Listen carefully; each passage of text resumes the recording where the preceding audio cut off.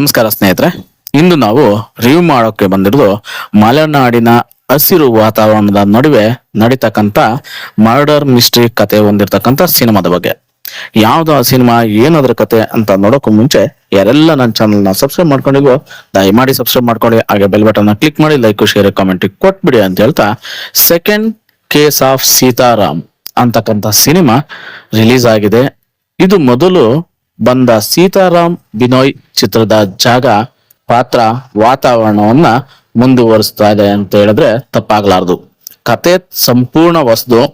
ಕತೆ ಏನು ಅಂತ ನಾವು ನೋಡೋದಾದ್ರೆ, ಆನೆಗದ್ದೆ ಅಂತಕ್ಕಂಥ ಪೊಲೀಸ್ ಸ್ಟೇಷನ್ ವ್ಯಾಪ್ತಿಯಲ್ಲಿ ಒಂದು ಭೀಕರ ಕೊಲೆ ನಡೆದೋಗುತ್ತೆ.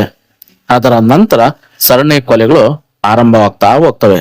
ಈ ಎಲ್ಲ ಪ್ರಕರಣಗಳನ್ನ ಬಿಚ್ಚಿಡುವ ಹೊಣೆ ಇನ್ಸ್ಪೆಕ್ಟರ್ ಸೀತಾರಾಮ್ ಮೇಲಿದೆ ಅಂತ ಹೇಳ್ಬೋದು. ನಿಜವಾದ ಕೊಲೆಗಾರ ಯಾರು, ಎಲ್ಲ ಕೊಲೆಗಳ ಹಿಂದೆ ಇರುವ ರಹಸ್ಯ ಏನು, ಇದನ್ನ ಪತ್ತೆ ಹಚ್ಚುವ ತನಿಖೆ ಚಿತ್ರದ ಮುಖ್ಯ ಕಥಾಹಂದರ ಅಂತ ಹೇಳ್ಬೋದು.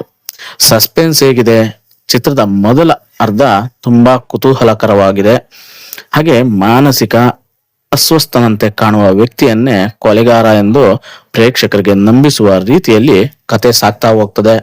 ಆದ್ರೆ ನಂತರ ಆತನಿಗೆ ಕೊಲೆಗಳ ಜೊತೆ ಸಂಬಂಧ ಇಲ್ಲ ಎನ್ನುವ ತಾತ್ವಿಕ ಸ್ಪರ್ಶತೆ ಚಿತ್ರದಲ್ಲಿ ಗಟ್ಟಿಯಾಗಿ ಮೂಡೋದೇ ಇಲ್ಲ. ವಿಚಾರಣೆ ಮತ್ತು ಸಾಕ್ಷಿಗಳ ತೀವ್ರತೆ ಇನ್ನಷ್ಟು ಇದ್ರೆ ಕತೆ ಇನ್ನೂ ರೋಚಕವಾಗಬಹುದಿತ್ತೇನೋ ಅಂತ ಅನಿಸ್ತಾ ಇತ್ತು. ಪ್ಲಸ್ ಪಾಯಿಂಟ್ ನ ಏನು ಅಂತ ನೋಡೋದಾದ್ರೆ, ಪಾಸಿಟಿವ್ ಪಾಯಿಂಟ್ಸ್: ಮಲೆನಾಡಿನ ನೈಸರ್ಗಿಕ ಸೌಂದರ್ಯವನ್ನ ತುಂಬಾ ಚೆನ್ನಾಗಿ ಸೆರೆ ಹಿಡಿದಿದ್ದಾರೆ ನಮ್ಮ ನಿರ್ದೇಶಕರು ಹಾಗೂ ಕ್ಯಾಮ್ರಾಮನ್.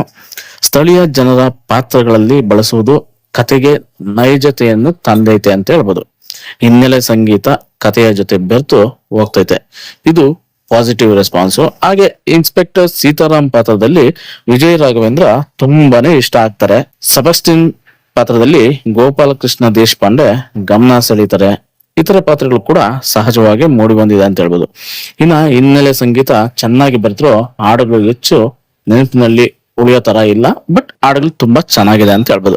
ಚಿತ್ರಕಥೆ ಇನ್ನು ಸ್ವಲ್ಪ ಗಟ್ಟಿಯಾಗಿದ್ರೆ ಇನ್ನೂ ಸಖತ್ ಹಿಟ್ ಆಗ್ತಾ ಇತ್ತು ಸಿನಿಮಾ ಅನ್ನೋದು ನನ್ನ ಅನಿಸಿಕೆ. ಹಾಗೂ ಸೀತಾರಾಮನ ತನಿಖೆ ಇನ್ನು ಎತ್ತರಕ್ಕೆ ಹೋಗಬಹುದಿತ್ತು ಅನ್ನೋದು ನನ್ನ ಅನಿಸಿಕೆ. ಹಾಗೂ ಶಾಂತ ವಾತಾವರಣದ ಮಧ್ಯೆ ಸಾಗುವ ಸಸ್ಪೆನ್ಸ್ ಕತೆ ಅನುಭವಿಸ್ಬೇಕು ಅಂದ್ರೆ ಇದು ಖಂಡಿತ ನೋಡಬಹುದಾದ ಸಿನಿಮಾ ಅಂತ ಹೇಳೋದಕ್ಕೆ ನಾನು ಇಷ್ಟಪಡ್ತೀನಿ ಗುರು. ಈ ಸಸ್ಪೆನ್ಸ್ ಥ್ರಿಲ್ಲರ್ ಸಿನಿಮಾ ತುಂಬಾನೇ ಅದ್ಭುತವಾಗಿದೆ. ಸೆಕೆಂಡ್ ಕೇಸ್ ಆಫ್ ಸೀತಾರಾಮ್ ಅಂತಕ್ಕಂಥ ಸಿನಿಮಾ ಒಂದ್ಸಾರಿ ಸಿನಿಮಾನ ನೋಡ್ಬೋದು ಅನ್ನೋ ರೀತಿ ಸಿನಿಮಾ ಇದೆ. ಹಾಗೆ ಈ ಸಿನಿಮಾ ಎಲ್ಲ ರೀತಿಯಲ್ಲೂ ಅದ್ಭುತವಾಗಿ ಮೂಡಿ ಬಂದಿದೆ ಅಂತ ಹೇಳೋದಕ್ಕೆ ನಾನು ಇಷ್ಟಪಡ್ತೀನಿ ಗುರು. ಹಾಗೆ ಈ ಸಿನಿಮಾದಲ್ಲಿ ವಿಜಯ್ ರಾಘವೇಂದ್ರ ಅವರ ಪಾತ್ರ ತುಂಬಾನೇ ಚೆನ್ನಾಗಿದೆ.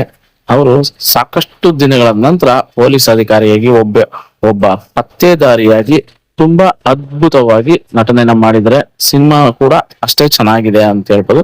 ಸಸ್ಪೆನ್ಸ್ ಥ್ರಿಲ್ಲರ್ ಸಿನಿಮಾ ಒಮ್ಮೆ ನೋಡ್ಬೋದು ಅಂತ ನಾನು ಹೇಳೋದಕ್ಕೆ ಇಷ್ಟಪಡ್ತೀನಿ. ಹಾಗೆ ಯಾರೆಲ್ಲ ನನ್ನ ಚಾನಲ್ ನ ಸಬ್ಸ್ಕ್ರೈಬ್ ಮಾಡ್ಕೊಂಡಿಲ್ವೋ ದಯಮಾಡಿ ಸಬ್ಸ್ಕ್ರೈಬ್ ಮಾಡ್ಕೊಳ್ಳಿ. ಬೆಲ್ ಬಟನ್ ಕ್ಲಿಕ್ ಮಾಡಿ, ಲೈಕ್ ಶೇರ್ ಕಾಮೆಂಟ್ ಕೊಟ್ಬಿಡಿ. ಸಿನಿಮಾ ನೋಡಿಲ್ಲ ಅಂದ್ರೆ ಒಮ್ಮೆ ಥಿಯೇಟರ್ಗೆ ಹೋಗಿ ಸಿನಿಮಾನ ನೋಡಿ ಅಂತ ಹೇಳ್ತಾ ಸಿಗೋಣ ಗುರು ಮತ್ತೊಂದು ವಿಡಿಯೋದಲ್ಲಿ. ಧನ್ಯವಾದಗಳು, ಶುಭ ದಿನ.